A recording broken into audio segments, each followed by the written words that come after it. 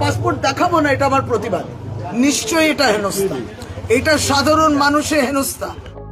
শুনানির জন্য ডেকে হয়রান করা হচ্ছে, এমনটাই অভিযোগ তুললেন রাজ্যের নারী ও শিশু কল্যাণ মন্ত্রী শশী পাজা।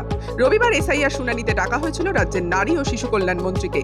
কলকাতায় কেশব একাডেমির শুনানি কেন্দ্র থেকে বেরিয়ে হাজিরার অভিজ্ঞতায় ক্ষুব্ধ মন্ত্রী সাধারণ মানুষদের অবস্থা নিয়ে উদ্বেগ প্রকাশ করেন।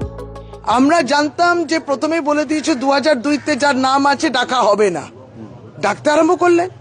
ডেকে তারপর যখন কিছুই গলদ নেই, ধরুন স্পেলিং মিস্টেকও কিছু নেই, গলদ ওদের অ্যাপে আমাকে এখানে প্রমাণ করতে হচ্ছে ডকুমেন্ট, এগুলো নিয়মে ছিল না, নিয়ম বহির্ভূত কাজ হচ্ছে এবং এর পিছনে নিশ্চয়ই হেনস্থাটা। এবার আমি যদি আমারটাই ধরি নিশ্চয়ই হেনস্থা, অন্যদের ক্ষেত্রে কি হচ্ছে? হেনস্থা, হ্যারাসমেন্ট, ভয়, আতঙ্ক, বাদ, তারপর বাদ। কিসের ন্যাশনাল ভোটার্স ডে? এটা কিসের national voters day? Voters harassment করার জন্য ন্যাশনাল ভোটার্স ডে? আমরা একবার বিন্দু মাত্র উত্তেজিত নয়, আমি বলছি সত্যি আমার ভয় লাগছে অন্যান্য সকল ভোটারদের জন্য।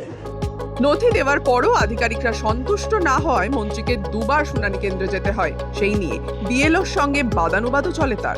কেন আমি ঠিক জাস্টিফাই করুন তো, কেন 2002-তে আমার নাম আছে, মানে প্রত্যেকেই না। আপনি বলুন, আমি বলছি আমার আরেকজন মেম্বার, বাড়ির মেম্বারকেই সামনে রাখছি। আমার হাজবেন্ড 2002-তে আছে, ওনাকে কেন ডাকা হবে? বুমটা নামাও না, বুমটা নামাও। কোথায় আমার মিসম্যাচটা? কোথায় মিসম্যাচ না, সামহাউ এটা স্পোরেডিক এররের জন্য। না, আপনার এররের জন্য আমি যাব না। আরে বুমটা নামাও না। আপনার বিএলও অ্যাপেতে নেই কেন? আপনি বিএলও, আপনার এগেইনস্ট আমার কিছু নেই, আপনার অ্যাপে নেই বলে আমাকে পাসপোর্ট কেন দিতে হবে? মন্ত্রীর বক্তব্য, তার নাম 2002 সালের তালিকায় রয়েছে, তারপরেও তাকে ডেকে পাঠানো হয়েছে শুনানিতে। উপযুক্ত নথি দেখানোর পরও পাসপোর্ট দেখানোয় চাপ দেওয়া হয় বলে অভিযোগ। কি বলেছিল ইলেকশন কমিশন যে 2002-তে যারা রয়েছেন, সত্যি বলতে গেলে তাদের কিছু লাগে না। 2002-তে আমি নিজে, তারপর ছিল 2002-তে আপনার আত্মীয় স্বজন, তারপর ছিল আনম্যাপড, তারপরে নতুন নাম একটা দিয়েছে এলডি, লজিক্যাল ডিসক্রিপেন্সিস। এটা হচ্ছে 4টে বিভাগ, তারাই করলেন প্রতিদিন। তাহলে প্রথমে এই কথাটাই ছিল, যাদের 2002-তে আছে ডাকাই হবে না।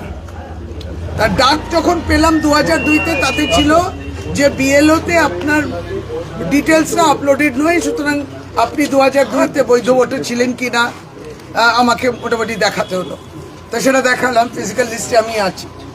তারপরে 2002-তে আর প্রশ্ন আসে কোথায়? এত কোনো প্রশ্ন আসে না। বাংলার ক্ষেত্রে এটা হবে কেন? আর ওই 11টা ডকুমেন্ট, অসম্ভব 11টা ডকুমেন্ট। আপনি রাজ্য সরকারের কোনো ডকুমেন্ট নেবেন না, মাধ্যমিক অ্যাডমিট কার্ড নিচ্ছিল না, তারপর সুপ্রিম কোর্ট সেটা বললো। আপনি পাসপোর্ট চাইছেন, আমি হাজারো ডকুমেন্ট দিয়ে দেবো। পড়াশোনার আপনি ম্যাট্রিকুলেশন কেন? আমি আরো উচ্চ পড়াশোনা করা আছে, কিন্তু আমি কেন দেখাবো? আমি পাসপোর্ট দেখাবো না, এটা আমার প্রতিবাদ। এটা কি করবেন দেখুন, পরে লিস্টে নাম তোলে কিনা, 3-3বার করে নির্বাচিত একজন বিধায়কের নাম তোলে কিনা, যে প্রত্যেকটি মনোনয়ন পত্রে পার্ট নাম্বার, সিরিয়াল নাম্বার দিয়েছে।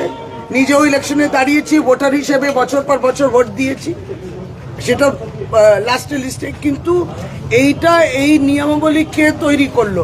দিস ইজ আনকনস্টিটিউশনাল এবং ইললিগাল। আপনার 2002-তে নাম আছে, পরিষ্কার বুঝে নিন, সেটা নিয়ে কোনো তর্ক নেই, কোনো বিতর্কের জায়গা নেই। সেখানে এই মানুষটাকে আরো অ্যাডিশনাল ডকুমেন্ট জিজ্ঞেস করা হলো, আধার দিলাম, তারপরেও 11টা ডকুমেন্ট মধ্যে কিছু আছে কিনা, পাসপোর্ট আমি দেব না, প্রতিবাদ।